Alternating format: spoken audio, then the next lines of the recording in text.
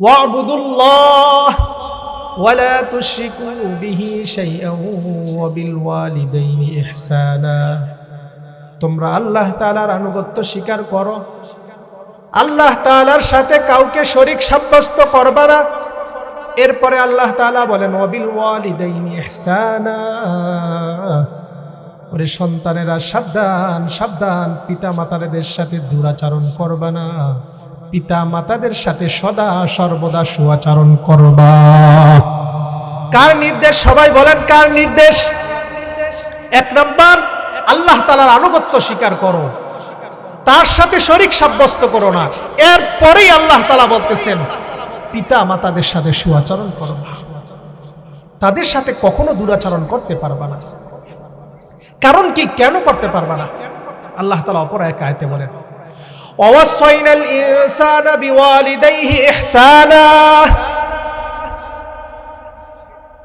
হামালাতহু উম্মুহু কুরহান ওয়া ওয়াদাআতহু কুরহা ওয়া হামলুহু ওয়া ফিসালুহু 30 শাহরা।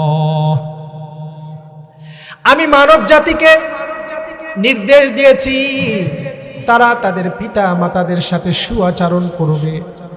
কারণ হলো তার মা তাকে হামালাতহু উম্মুহু কুরহান ওয়া ওয়াদাআতহু কুরহা, কষ্টের উপরে কষ্ট করে তারপরে তার মা তাকে গর্ভে ধারণ করেছিল।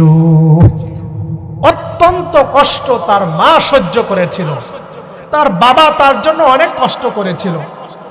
এজন্য আল্লাহর নির্দেশ, সন্তান সাবধান, পিতা মাতাদের সাথে সুআচরণ করবা। তোমার মা তোমার জন্য অনেক কষ্ট করেছেন, তার সাথে কখনো দুরাচরণ করবা না। আলহামদুলিল্লাহি তামলাউল মিজান।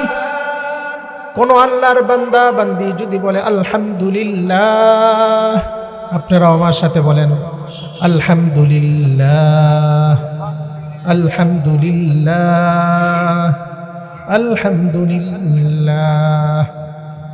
নবী সাল্লাল্লাহু আলাইহি ওয়াসাল্লাম ফরমান, এইটা বলবার বিনিময় আল্লাহ তাআলা তার মিজানের পাল্লাটাকে ভরপুর করে দিবেন। আর যার মিজানের পাল্লা ভরে যাবে, যার মিজানের পাল্লা ভারী হয়ে যাবে, তার জন্য কি হবে? আল্লাহ বলেন ফামান সাকুলাত মাওয়াজিনুহু ফাউলাইকা হুমুল মুফলিহুন। যার মিজানের পাল্লা ভারী হয়ে যাবে, যার মিজানের পাল্লা ভরপুর হয়ে যাবে, সে তো পূর্ণ সফল কাম হয়ে আল্লাহর জান্নাতের মেহমান হয়ে আল্লাহর জান্নাতে ঢুকবে। সে চির সফল, কারণ তার মিজানের পাল্লাটা ভারী হয়ে গেছে, তার আমলের পাল্লা ভারী হয়ে গেছে, আমলের পাল্লাটা ভরপুর হয়ে গেছে। ফাহুয়া ফি আইশাতির রাদিয়াহ। আল্লাহ বলেন, এ আল্লাহর বান্দা বান্দি এবার স্বাচ্ছন্দ্যে আল্লাহর জান্নাতে বসবাস শুরু করে দিবে। এই জান্নাতে লা তাসমাউ ফিহা লাগিয়া ফিহা আইনুন জারিয়া লা ইয়াসমাউনা ফিহা লাগওয়ান ওয়ালা তাসীমা।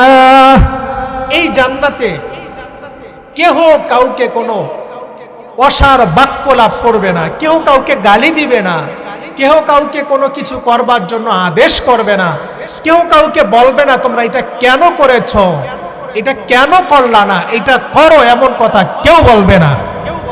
শুধু আল্লাহ তাআলার তরফ থেকে বলা হবে ইল্লা কিলান সালামান সালামা। শুধু বলা হবে শান্তি আর শান্তি। এখানে শুধু শান্তি আর শান্তি, এখানে কোনো অশান্তির লেশ মাত্র নাই, অশান্তির লেশ মাত্র নাই, চিন্তা নাই, ভাবনা নাই, ঝগড়া নাই, অসুস্থতা নাই। শুধুমাত্র একটা জায়গায়, সেই জায়গাটার নাম কি বলেন? জান্নাত। সেই জান্নাতে কোনো চিন্তা নাই, ভাবনা নাই, অশান্তি নাই, পেরেশানি নাই, অসুস্থতাও নাই।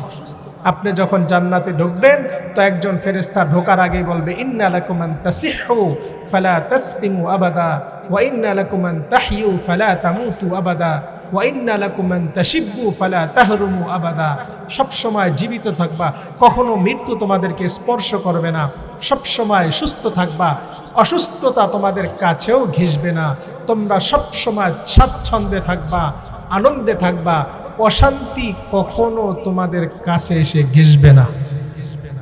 সুবহানাল্লাহ। বাড়ি যাইয়া কাঁথা মুড়া দিয়া, এরপর কম্বল গায়ে দিয়া, লেপ মুড়া দিয়া মুখ চিপা বলবেন, কোনো মতে জানি বউ না শুনতে পারে। ঠিক আছে না ইনশাল্লাহ? হ্যাঁ দিক ইনশাল্লাহ। দেখছেন এটা রাজি হয়েছে দিক। আচ্ছা, আপনারা যখন ওয়াজ শুনতে আসছেন তখন কি বাড়ি থেকে বইলা দিছে সাবধান, হুজুরে যা কিছু কয় কোনো রকম কোনো কথা বলবা না, কি তোমার মুখ দিয়ে কি বের কইরা আবার টাকা পয়সা না নিয়ে ঠিয়া যায়, সাবধান, হুজুরে যা বলে তোমরা চুপচাপ থাকবা। এরকম কি বউ আপনাদের কাউকে ওসিয়ত করছে? এইবার দেখা যাবে আসলে করছে না না করছে। মুখ যদি বন্ধ থাকে তাহলে মনে করবো যে আর ওয়াইফের ওসিয়ত করে দিছে যে কোনো কথা বলবো না ওখানে গিয়ে। তো বললাম যে এই আলহামদুলিল্লাহ আপনার মিজানের পাল্লাটাকে ভরপুর করে দিবে, ভারী করে দিবে। আর যার মিজানের পাল্লা ভারী হয়ে যাবে তার জন্য কি হবে বলেন? চির সুখের আবাসস্থল জান্নাত। আর যার আমলের পাল্লাটা হালকা হয়ে যাবে, وَأَمَّا مَنْ خَفَّتْ مَوَازِينُهُ فَأُمُّهُ هَاوِيَةٌ وَمَا أَدْرَاكَ مَا هِيَ نَارٌ حَامِيَةٌ। যার আমলের পাল্লাটা হালকা হয়ে যাবে তার জন্য জাহান্নাম, তার জন্য হাওয়া জাহান্নাম রয়েছে, সে ওই জাহান্নামের ভিতরে প্রবেশ করবে। তো বলছিলাম যে আলহামদুলিল্লাহ আপনার আমার মিজানের পাল্লাটাকে কি করে দিবে? সবাই বলেন, ভারী করে দিবে। এরপরে নবী সাল্লাল্লাহু আলাইহি ওয়াসাল্লাম বলেন, ওয়া সুবহানাল্লাহি ওয়াল হামদুলিল্লাহ। কোন আল্লাহর বান্দা বান্দি যদি বলে সুবহানাল্লাহ ওয়াল হামদুলিল্লাহ, আপনারা বলেন সুবহানাল্লাহ ওয়াল হামদুলিল্লাহ, সুবহানাল্লাহ ওয়াল হামদুলিল্লাহ। আমার মা আপনি রান্না করছেন আর মুখে বলেন সুবহানাল্লাহ ওয়াল হামদুলিল্লাহ। আমার বোন আপনি তরকারি কাটছেন আর মুখে বলেন সুবহানাল্লাহ ওয়াল হামদুলিল্লাহ। আমার রিকশা চালক ভাই আপনি রিকশা চালান আর মুখে বলেন সুবহানাল্লাহ ওয়াল হামদুলিল্লাহ। যে যে কাজে আছেন কাজ করেন আর মুখে এই তাসবিহটা পড়েন। তো এই তাসবিহ পড়বার বিনিময়ে কি দিবে শুনতে রাজি তো ইনশাআল্লাহ? বাচ্চারা চিনলে কি যে বিরক্ত ঠেকতেছি বলতেও পারি। এই যে যে তাসবিহটার কথা বললাম, এইটা বললে আল্লাহ তাআলা কি দান করবে? তামলাআনি আও তামলাউ মা বাইনাস সামাই ওয়াল আরদ। আল্লাহর নবী মুহাম্মদুর রাসূলুল্লাহ সাল্লাল্লাহু আলাইহি ওয়াসাল্লাম ফরমান, কোন আল্লাহর বান্দা বান্দি যদি এই তাসবিহ পড়ে আল্লাহ সুবহানাহু ওয়া তাআলা আসমান জমিনের ফাঁকা জায়গা সমপরিমাণ নেকি তার আমল নামায় লিখে দিবেন। কথা কি বলছেন? কি পরিমাণ নেকি? আসমান এবং জমিনের মধ্যকার ফাঁকা জায়গা সমপরিমাণ নেকি তার আমল নামায় লিখে দিবেন। আর একটা নেকির দাম কেমন হবে জানেন? একটা নেকির জন্য মানুষের ফায়সালা হবে জাহান্নাম, আর একটা নেকি থাকার কারণে এই দুনিয়ার 10 দুনিয়ার চাইতেও বড় এক জান্নাতের মালিক হয়ে যাবে। কয় নেকি বলেন তো? মাত্র একটা নেকি। এই জান্নাতটা কিসের তৈরি হবে? আপনার আমার মতো কি মনে করেন রড আর বালু আর সিমেন্ট দিয়ে উঠাই সেই রকম না। হাদিসে কুচ্ছির ভিতরে আসছে আল্লাহ তাআলার কথা, আদাতু লিইবাদিয়াস সালিহিন মা লা আইনুন রাআত ওয়ালা উযুনুন সামিআত ওয়ালা খাতারা আলা কলবি বাশার। নবী সাল্লাল্লাহু আলাইহি ওয়াসাল্লাম ফরমান, আল্লাহ তাআলা তার জান্নাতি বান্দা বান্দীদের জন্য এমন জান্নাত বানায় রাখছে যেই জান্নাতের কথা কোনো কান জীবনেও শোনে নাই, যে জান্নাতের দৃশ্য কোনো চক্ষু জীবনে দেখাও নাই, যেই জান্নাতের বিষয়টা কোনো দেমাগ কখনো ভাবেও নাই। এমন সুন্দর জান্নাত আল্লাহ তাআলা জান্নাতি বান্দা বান্দীদের জন্য নির্মাণ করে রেখে দিয়েছেন।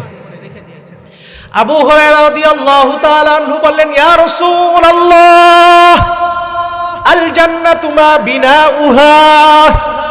ওগো আল্লাহর নবী, এত সুন্দর করে আল্লাহ জান্নাত বানিয়ে রেখে দিয়েছেন, যে জান্নাত কোনো চোখ জীবনও দেখে নাই, যে জান্নাতের কথা কোনো কর্ণ জীবনও শ্রবণ করে নাই, কোনো দিমাগ চিন্তাও করে নাই।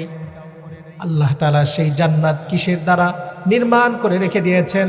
নবী সাল্লাল্লাহু আলাইহি ওয়াসাল্লাম ফরমান, লাবিনাতুম মিন যাহাব ওয়া লাবিনাতুম মিন ফিদ্দা। জান্নাতের একটা ইট হবে স্বর্ণের, আর একটা ইট হবে রূপার। একটা ইট কিসের বলেন সবাই? একটা ইট স্বর্ণের, আর একটা ইট কিসের? কেমন সুন্দর হবে, কত মজাদার হবে। সারা জীবন উপার্জন করে কি একটা ইট স্বর্ণের এটা কি অর্জন করতে পারছি? না। ছিল একটা নাকের ফুল আর একটা কানের দুল, তাও মরার শেষরা সরে ঘরের ভিতর ঢুকিয়া হেইটাও লইয়া গেছে। আর স্বর্ণের একটা ইটা রাখবেন না, বিল্ডিং ভাঙিয়া নিয়ে যাবে, নিরাপত্তা নাই, কোনো কিচ্ছু নাই। তো আল্লাহ সুবহানাহু ওয়া তাআলা এই জান্নাতটাকে আপনার আমার জন্য বানাইয়া রাখছেন। তার একটা ইট হবে কিসের? স্বর্ণের। আর একটা ইট, একটা নেকির জন্য এই জান্নাত মানুষ মিস করবে, আর এক নেকি থাকার কারণে মানুষ এই জান্নাতটাকে অর্জন করবে। আল্লাহ আমাদের সবাইকে এই জান্নাত অর্জন করার তৌফিক দান করুক। তো এই তাসবিহগুলো পড়লে আল্লাহ যে সওয়াব দান করবেন, এই সওয়াবের কি পরিমাণ মূল্য তাহলে হাশরের ময়দানে হবে। এরপরে নবী সাল্লাল্লাহু আলাইহি ওয়াসাল্লাম আরেক হাদিস শরীফের ভিতরে ইরশাদ ফরমান, মান ক্বালা সুবহানাল্লাহি ওয়া বিহামদিহি, কোন আল্লাহর বান্দা বান্দি যদি বলে সুবহানাল্লাহি ওয়া বিহামদিহি, বলেন আপনারাও সুবহানাল্লাহি ওয়া বিহামদিহি, সুবহানাল্লাহি ওয়া বিহামদিহি ফি ইয়াউমিন মিআতা মাররা, প্রতিনিয়ত 100 বার, হুত্তাত খাতায়া ওয়া ইন কানাত মিসলা যাবাদিল বাহর।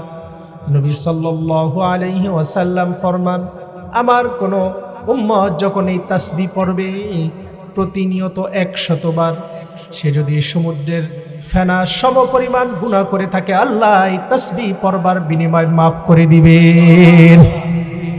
তাসবিহটা কি বলেন তো সবাই? সুবহানাল্লাহি ওয়া বিহামদিহি। 100 বার পড়তে মাত্র 5 মিনিট সময় লাগে না। আহা, ঘন্টার পর ঘন্টা সময় নষ্ট করে ফেলেছি। 5টা মিনিট দিয়ে নিজের গুনাহটা মাফ করে বেগুনা মাসুম হয়ে কবরে যাব, সেই সুযোগ আমার হলো না। হায়াতের জিন্দেগি তো শেষ করে ফেলেছি, করলামটা কি? কোন পথে যাচ্ছি? এজন্য আল্লাহ সুবহানাহু ওয়া তাআলা আপনাকে আমাকে দৃষ্টি করে বলেন, ইয়া আইয়ুহাল ইনসান, ওহে মানুষ সকলেরা, মা গররাকা বিরাব্বিকাল কারীম, কে তোমাকে কারীম রব সম্পর্কে বিভ্রান্ত করলো? আল্লাযী খলাকাকা ফাসাওয়াকা ফাআদালাক, তাকায়া দেখো তোমার রব তোমাকে কত সুন্দর করে সৃষ্টি করেছেন। আল্লাহ তাআলা নিজেই বলেন, এরে বান্দা, আলাম নাজআল লাহু আইনাইন, আমি আল্লাহ তোমার কি দুইটা চক্ষু দান করি নাই? ওয়া লিসানাও ওয়া শাফাতাইন, তোমাকে কি দুইটা ঠোঁট আর একটা জিহ্বা দান করি নাই? বান্দা, তুমি তোমার প্রতি আমি আল্লাহ তাআলার যে অনুগ্রহ, যে নিয়ামত, এগুলো যদি একটা একটা গণনা করো, লা তুহসুহা, জীবনেও গণনা করে শেষ করতে পারবা না।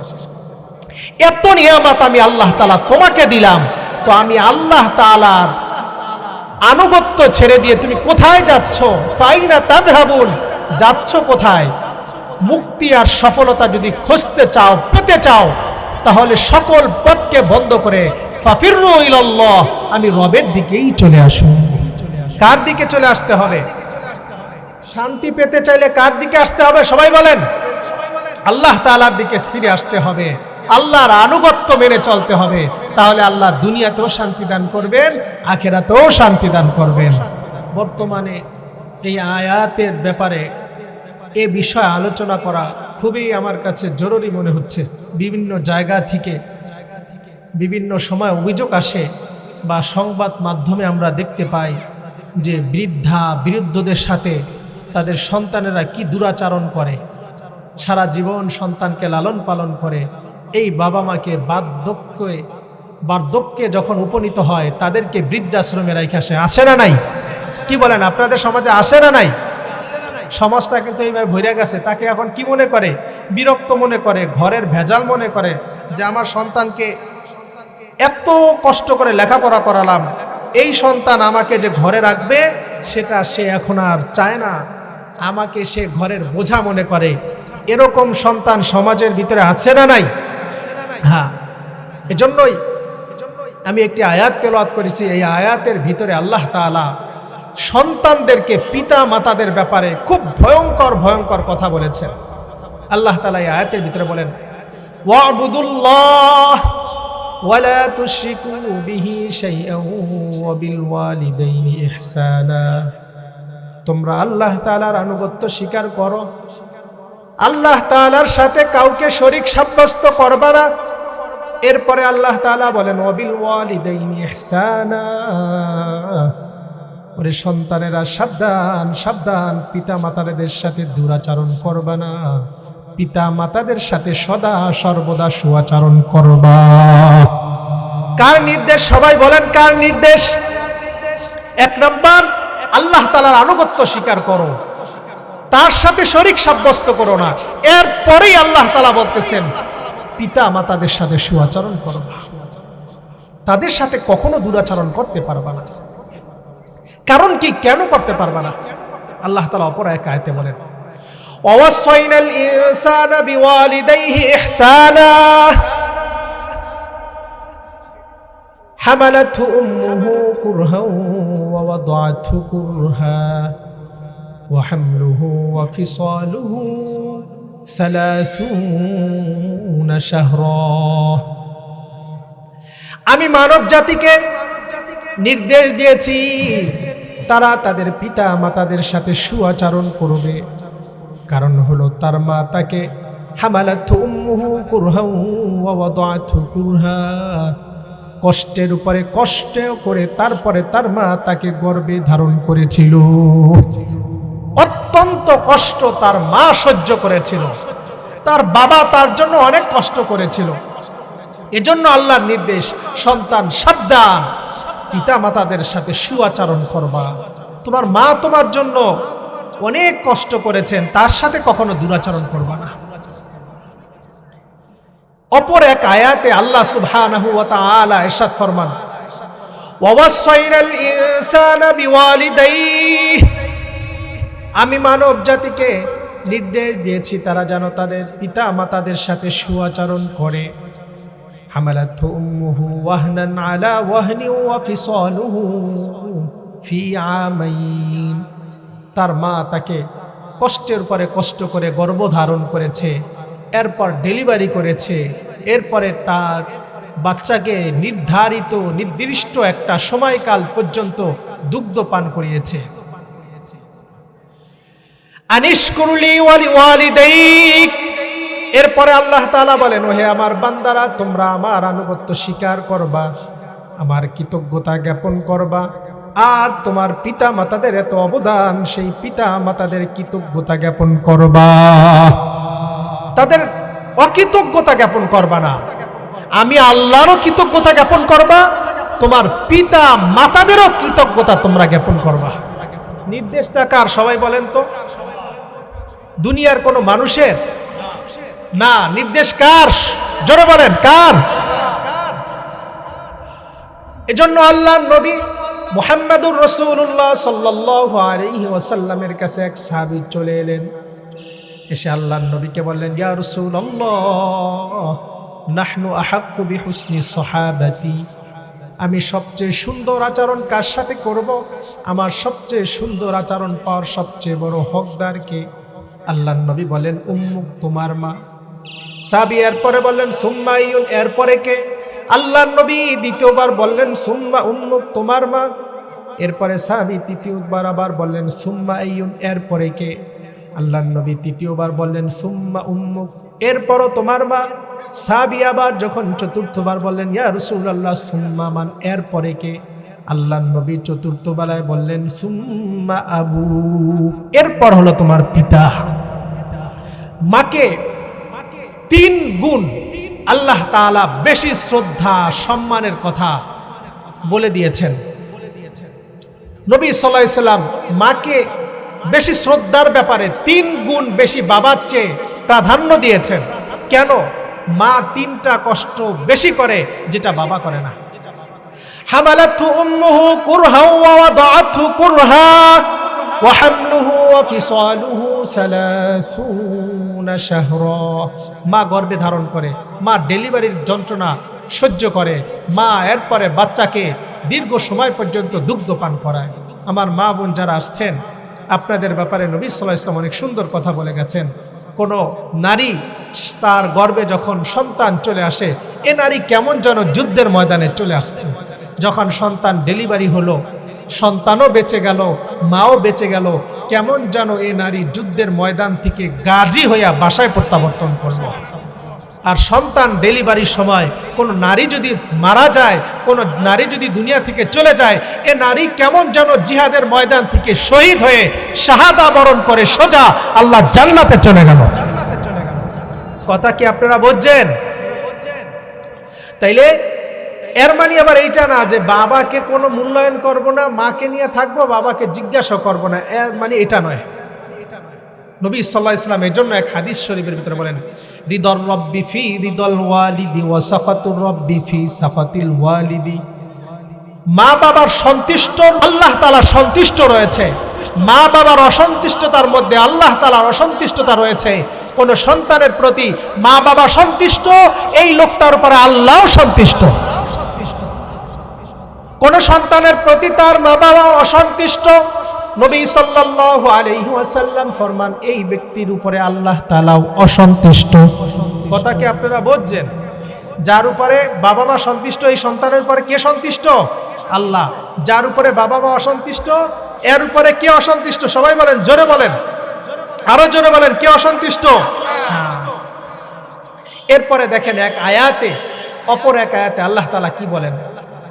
কুল তাআলাউ আতলু মা হাররামা রাব্বুকুম আলাইকুম আল্লা তুশরিকু বিহি শাইআন ওয়া বিল ওয়ালিদাইনি ইহসানা। কুল তাআলাউ, ওগো নবী আপনি বলেন, তোমরা আসো, আতলু মা হাররামা রাব্বুকুম আলাইকুম, আমি তোমাদের কাছে বর্ণনা করব তোমার রব তোমাদের জন্য কি হারাম করে দিয়েছেন। 1 নাম্বার হলো আল্লা তুশরিকু বিহি শাইআ, সেটা হলো তোমরা তোমাদের রবের সাথে কোনো শরীক সাব্যস্ত করবা না। 2 নাম্বার হলো ওয়াবিল ওয়ালিদাইনি ইহসানা, পিতা মাতাদের সাথে সুআচরণ করবা, তাদের সাথে দুরাচরণ করা আল্লাহ তোমাদের জন্য হারাম করে দিয়েছেন। কথা কি আপনারা শুনতেছেন, বুঝতেছেন আমার কথা? 1 নাম্বার কি? আল্লাহর নবীকে আল্লাহ তাআলা বলেন, আপনি বলুন যে তোমাদেরকে আমি আল্লাহ তোমাদের উপরে কি হারাম করেছেন সেগুলো বর্ণনা করব। 1 নাম্বার আল্লাহর সাথে কাউকে শরীক সাব্যস্ত করবা না। 2 নাম্বার পিতা মাতার নাফরমানি করবা না, এটা হারাম। আল্লাহর সাথে শরীক সাব্যস্ত করা এটাও হারাম, পিতা মাতাদের অবাধ্য হওয়া, তাদের সাথে দুরাচরণ করা এটাও আল্লাহ তাআলা হারাম করে দিয়েছেন। আল্লাহ তাআলা আমাদেরকে পিতা মাতাদের থেকে সাথে দুরাচরণ করা থেকে বেঁচে থাকার তৌফিক দান করুক। সবাই বলে আমিন। নবী সাল্লাল্লাহু আলাইহি ওয়াসাল্লাম সাহাবায়ে কেরামদেরকে বললেন, আলা উনাব্বিউকুম বিআখবারিল কাবাইর, আমি কি তোমাদেরকে সবচেয়ে বড় গুনাহ সম্পর্কে অবগত করব না? সাহাবায়ে কেরাম বললেন, বালা ইয়া রাসূলুল্লাহ, অবশ্যই আল্লাহর নবী আপনি আমাদেরকে সবচেয়ে বড় গুনাহ সম্পর্কে অবগত করেন। আল্লাহর নবী বলেন, আল ইশরাকু বিল্লাহ, 1 নাম্বার হলো আল্লাহ তাআলার সাথে শরীক সাব্যস্ত করা। আল্লাহ তাআলার সাথে শরীক সাব্যস্ত করা এটা সবচেয়ে বড় গুনাহ। এরপরে নবী সাল্লাল্লাহু আলাইহি ওয়াসাল্লাম বললেন, ওয়া উকুকুল ওয়ালিদাইন, পিতা মাতাদের সাথে দুরাচরণ করা। আপনারা কি আমার কথা শোনেন? আপনারা কি বোঝেন আমার কথা? তা আমরা এদিকে ফেরেন কেন? আর আমার অল্প একটু সময় আছে, আমার শরীরটাও বেশি ভালো না। আপনারা যদি আরেকটু শোনেন তাহলে আমি আরো 2-1টা কোরআন হাদিসের আলোকে বলবো, একটা কথা কোরআন হাদিসের বাইরে বলবো না ইনশাআল্লাহ। না, যত সময় পারি কোরআন হাদিসের আলোকেই বলবো ইনশাআল্লাহ। তাহলে কি বললাম? সবচেয়ে বড় কবিরা গুনাহ কি? 1 নাম্বার আল্লাহ তাআলার সাথে শরীক সাব্যস্ত করা। 2 নাম্বার কি বলেন তো? পিতা মাতাদের সাথে দুরাচরণ করা, এটা সবচেয়ে বড় কবিরা গুনাহ। তাহলে পিতামাতাদের সাথে দুরাচরণ করব নাকি পিতামাতাদের সাথে সুআচরণ করব, কোনটা করব? আমার যুবক ভাইরাও, আমার বৃদ্ধ বাবাজিরাও, আমার সমবয়সী বন্ধুরা, তোমরা এই হাদিসটা শোনো। নবী সাল্লাল্লাহু আলাইহি ওয়াসাল্লাম ১৫০০ বছর আগে বলে গেছেন, সালাসুন কদ হারামাল্লাহু আলাইহিমুল জান্নাহ। আল্লাহ তাআলা ৩ ব্যক্তির জন্য আল্লাহর জান্নাতকে হারাম করে দিয়েছেন। কয় ব্যক্তির জন্য জোরে বলেন? ১ নাম্বার হলো মুদমিনুল খামর, নেশা দ্রব্যাদি সেবন করার জন্য আল্লাহ তার জান্নাতকে হারাম করে দিয়েছেন। এ আল্লাহ জান্নাত তো পাবে না, আল্লাহর জান্নাতের সুঘ্রাণ পর্যন্ত পাবে না। আজ মদ গাঁজা সমাজটাকে ধ্বংস করে ফেলেছে। মদ গাঁজায় সারা বাংলাদেশ ৬ লাখ হয়ে গেছে। এমনকি বাথরুমও নিরাপদ নয়, বাথরুমের ভিতরেও বেশ বিড়ি সিগারেট খায় কি খায় না জোরে বলেন? বাথরুমও নিরাপদ নয়, সেখানে বসেও বাথরুম করে আর হলো গিয়া বিড়ি সিগারেট টানে। আছে না নাই? এরা কি মানুষ? কুকুরকে দেখছেন কখনো খাবার খায়, বাথরুম করে আর কিছু খাইতে দেখছেন? হ্যাঁ, এরা তো কুকুরের চাইতেও অধম। ওয়াশরুমে বসে বিড়ি সিগারেট টানে। আমার একটা সময় হবে কিনা, আমার একটা বাস্তব ঘটনার কথা আপনাদেরকে বইলা শোনাই। আমি একবার করছি কি, এক লোক অসুস্থ হয়ে পড়ছে আমাদের বাসার কাছে, তাকে দেখার জন্য আমরা অনেকেই গেছি, আমিও গেছি। তো মহিলা দেখা ঘরের ভিতরে না ঢুকিয়া বাহিরে বসছি চেয়ারে। এর মধ্যে দেখি যে আল্লাহর বান্দা শুনছি যে বাঁচবে না, এই জন্য আমি দৌড়ে চলে গেছি আমাদের বাসার পাশে। তো পরবর্তী টাইমে কিছুক্ষণ পরে, বেশ কিছু সময় পরে উনি জ্ঞান ফিরছে ওনার। তো পরবর্তী টাইমে দেখতেছি কি যে ওনার মেয়ে, ওনার ওয়াইফ আর কি জানো, ওনার ধৈর্য বাথরুমে নিয়ে যেতেছে। এখন আল্লাহর কসম, এই 2 চোখে দেখা দেখতেছি যে ওই লোকটা দুনিয়া থেকে চলে যাবে এই অবস্থা। শুনছি যে স্ট্রোক করছে, বাঁচবে না, দৌড়ে চলে আসছি। দেখি কি বাথরুমে যাইতেছে, সাথে একটা বিড়ি ধরাইয়া লইছে। আশ্চর্য হয়ে গেছে যে কি দেখতেছি। অনেক চাচাদের বিড়ির সাথে এমন সম্পর্ক, কয় চাচা আপনার চাচিকে তালাক দিতে পারবো, আকিস বিড়ি ছাড়তে পারবো না। কথা বলেন ঠিক কিনা? ওরে সুবহানাল্লাহ, কি সম্পর্ক, কি প্রেম এই বিড়ির সাথে। চাচির সাথে এরকম একটু প্রেম হয় নাই। আকিস বিড়ি ছাড়া কিচ্ছু বোঝে না। আমার অনেক বৃদ্ধ বাবাজিরা, আমার অনেক যুবক ভাইরা ব্রেকফাস্ট করে বিড়ি দিয়া, লাঞ্চ করে বিড়ি দিয়া, এরপরে ডিনার করে বিড়ি দিয়া। আছে না নাই? নবী সাল্লাল্লাহু আলাইহি ওয়াসাল্লাম ১৫০০ বছর আগে বলে গেছেন, সালাসুন কদ হারামাল্লাহু আলাইহিমুল জান্নাহ।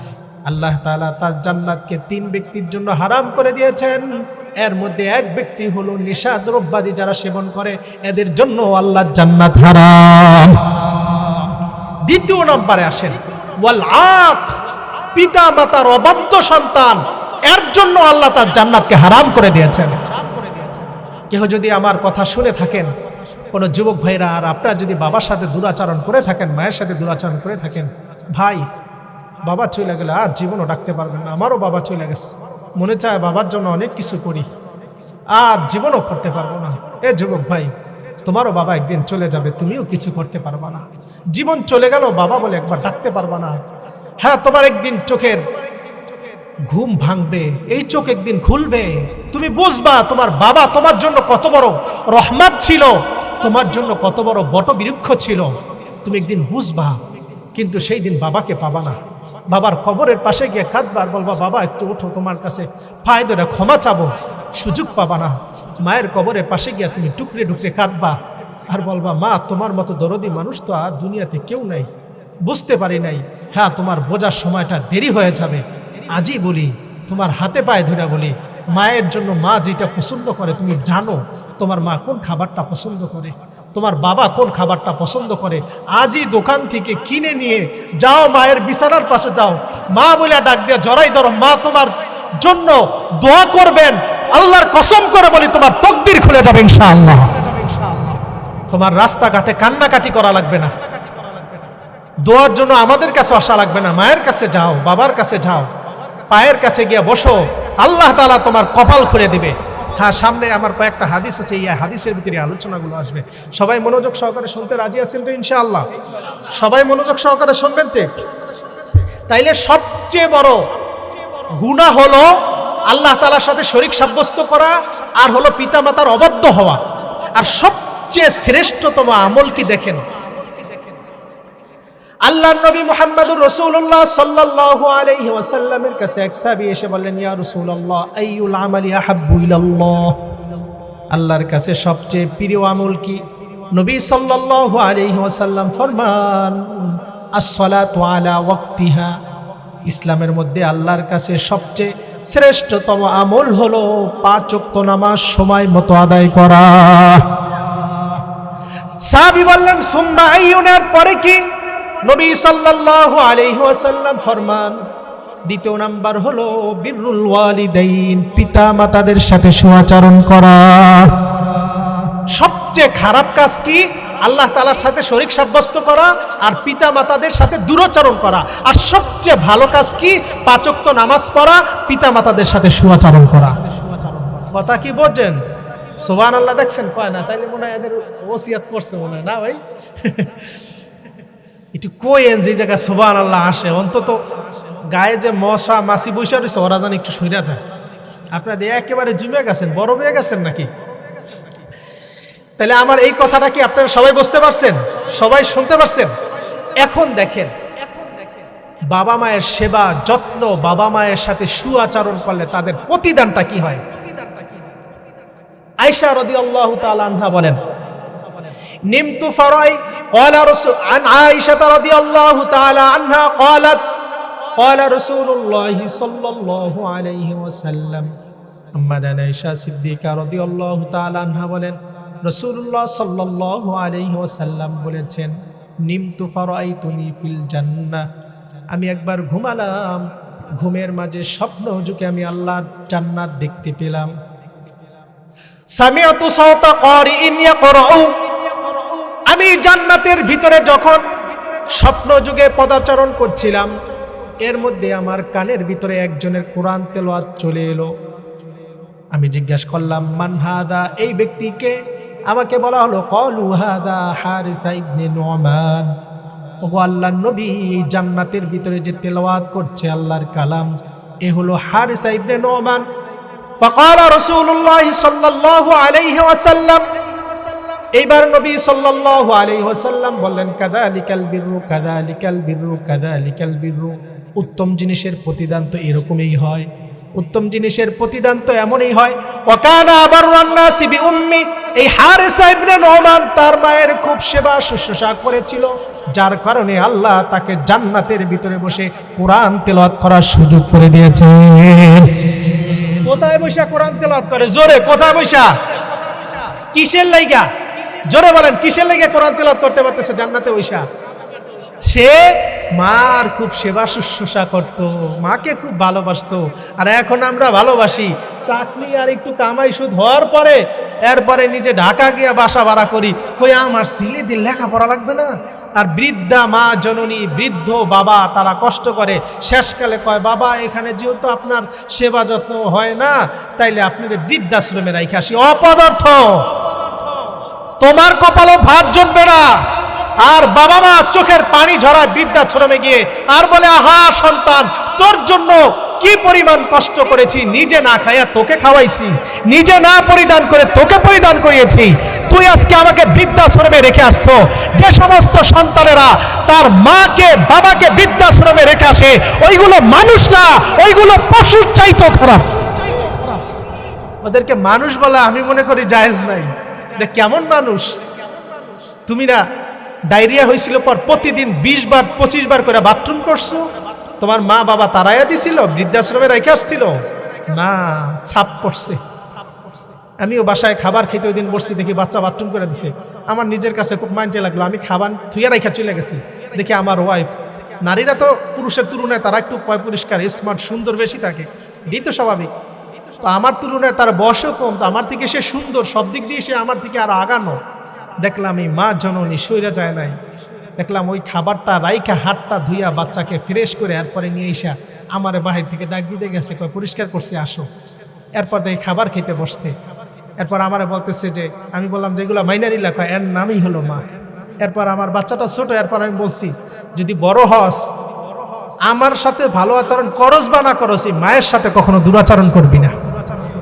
আমি এখনো বাচ্চা 5 বছর হয়েছে, আমি বলি মাঝে মধ্যে যে মায়ের সাথে করবি না, কারণ তোর মা তোর জন্য কি কষ্ট করছে আমি দেখছি। রাত্রে ঘুমাইতে পারে নাই, 2টা 3টা এখনো ঘুমাতে পারে না। আমি অতিষ্ঠ হয়ে যাই, না ঘুমাবো না, এখানে চলে যাই, কিন্তু সে বাচ্চাকে রেখে যাবে কোথায়? এজন্য মায়ের সাথে বেশি সুআচরণ করা। বাবার সাথে অবশ্যই করব, বাবার একটু খোঁজ খবর নিব, শীতের ভিতরে বাবার জন্য একটা শীতের পোশাক কিনে নিয়ে যাব, বাবার জন্য একটু গরম পানি করা একটা হিটার কিনে দিয়ে যাব, মাত্র 800 টাকা। আরে বেটা, এই অবস্থা দেখে আল্লাহ খুশি হয়ে যাবে ইনশাআল্লাহ।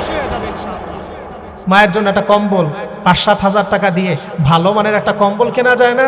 সব শ্বশুর বাড়ি পাঠায় দেন, 2 দিন পরে বউ ঘর থেকে লাথি দিয়ে বের করে দিবে। বাবার বাড়ি যে আমনের বিরুদ্ধে যৌতুকের মামলা করবে, তখন মার কাছে আসবেন, মা একটু দোয়া করতে আরো, মা শান্তি পাই না। মায়ের কাছে আসতে হবে, বেশি দিন নাই ইনশাআল্লাহ মায়ের কাছে আবার ফিরে আসবেন, তখন বুঝবেন। এজন্য আল্লাহর নবী মুহাম্মদুর রাসূলুল্লাহ সাল্লাল্লাহু আলাইহি ওয়াসাল্লাম বলেন, ওহে সন্তানেরা, হুমা জান্নাতুকা ওয়া নারুকা, পিতামাতাই তোমার জান্নাত আর পিতামাতাই তোমার জাহান্নাম। পিতামাতাদের সাথে সুআচরণ করবা, পিতামাতাদের সেবা শুশ্রূষা করবা, তোমার জন্য আল্লাহর জান্নাত হয়ে যাবে। পিতামাতাদের সাথে সুআচরণ করবা না, তাদের দেখাশোনা করবা না, এই পিতামাতার সাথে দুরাচরণ আর তাদের দেখাশোনা না করার কারণে তুমি জাহান্নামী হয়ে যাবা। তাদের সাথে সুআচরণ করবা, জান্নাতি হয়ে যাবা। তাদের সাথে দুরাচরণ করবা, তুমি কি হয়ে যাবা? জাহান্নামী হয়ে যাবা। অপর এক হাদিস শরীফের ভিতরে নবী সাল্লাল্লাহু আলাইহি ওয়াসাল্লাম ফরমান, আল জান্নাতু তাহতা আকদামিল উম্মাহাত। আল্লাহ তাআলা জান্নাত মা বাবার পায়ের নিচে রেখে দিয়েছেন। কোথায় রেখে দিয়েছেন? সবাই বলেন, কোথায় রেখে দিয়েছেন? জান্নাত কোথায়? মা বাবার পায়ের নিচে। হ্যাঁ, যেন আমার এক ছোট ভাই আছে, মা রে ছোটবেলা থেকে জুতা কিনে দিত, স্যান্ডেল কিনে দিত। তো মা বলতো, তুই দেশ কেন, আরো ছেলেরা আছে। তো বলতো, মা তোমার পায়ের নিচে বেচতো না? আমি অল্প টাকা দিয়ে ওই বেস্তটা ধরে রাখার চেষ্টা করি। মা খুব খুশি হতো। আহা, মা দেখছি বলার সাথে সাথে কান্না করে দিছি, চোখ থেকে পানি ঝরে গেছে। আসলে আমিও মাঝে মধ্যে মারে যা একটু জড়াই ধরে, মা একটু দোয়া করো, আব্বা নাই, একটু দোয়া করো। বলার সাথে সাথে মা বুকের ভিতর নিয়ে একেবারে চিৎকার করে কান্না শুরু করে দেন, মাথার পর হাত বুলায়। আল্লাহর কসম, বের হই মনে হয় যেন মালিক আমাকে বাদশাহী দান করছে। হ্যাঁ, বাবার কাছে আপনিও যান, মায়ের কাছে আপনি যান, পীর সাহেবের কাছে আর আমার কাছে বড় ফল ঠল নিয়ে হুজুরের কাছে যাওয়ার দরকার নেই। হ্যাঁ, তাদের সাথে দেখা করবেন, তাদেরকে ভালোবাসবেন, আলেম ওলামাদের শ্রদ্ধা করবেন, কিন্তু ভালো ভালো জিনিস মাকে খাওয়ান, বাবাকে খাওয়ান, ইনশাআল্লাহ লাভ হবে। তো নবী সাল্লাল্লাহু আলাইহি ওয়াসাল্লাম কি বললেন? আল জান্নাতু তাহতা আকদামিল উম্মাহাত। পিতা মাতার পায়ের নিচে আল্লাহ তাআলা সন্তানের জন্য বেহেশত রেখে দিয়েছেন।